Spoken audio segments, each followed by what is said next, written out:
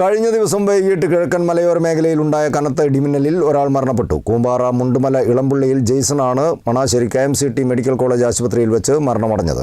മിന്നലേറ്റ കൂടരഞ്ഞ് കൂമ്പാറ മുണ്ടുമല സ്വദേശിയായ ഒരു സ്ത്രീയെ ഓമശ്ശേരിയിലെ സ്വകാര്യ ആശുപത്രിയിലും പ്രവേശിപ്പിച്ചിട്ടുണ്ട്.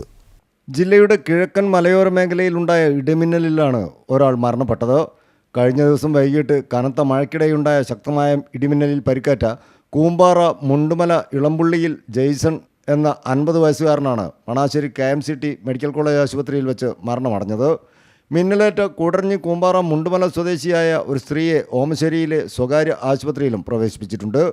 ഞായറാഴ്ച വൈകുന്നേരത്തോടെയാണ് മലയോര മേഖലകളിൽ മണിക്കൂറുകളോളം നീണ്ടുനിന്ന ശക്തമായ മഴ ആരംഭിച്ചത്.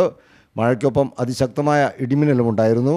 ഇടിമിന്നലിൽ പരിക്കേറ്റ 2 പേരെയും ഉടൻ തന്നെ ആശുപത്രികളിലെത്തിച്ചെങ്കിലും ജെയ്സന്റെ ജീവൻ രക്ഷിക്കാനായില്ല. മലയോര മേഖലകളിൽ ശക്തമായ മഴയും അതിശക്തമായ ഇടിമിന്നലും തുടരുന്നതിനാൽ പ്രദേശവാസികൾ ജാഗ്രത പാലിക്കണമെന്ന് അധികൃതർ നിർദ്ദേശിച്ചിട്ടുണ്ട്. News bureau, Koodaranji.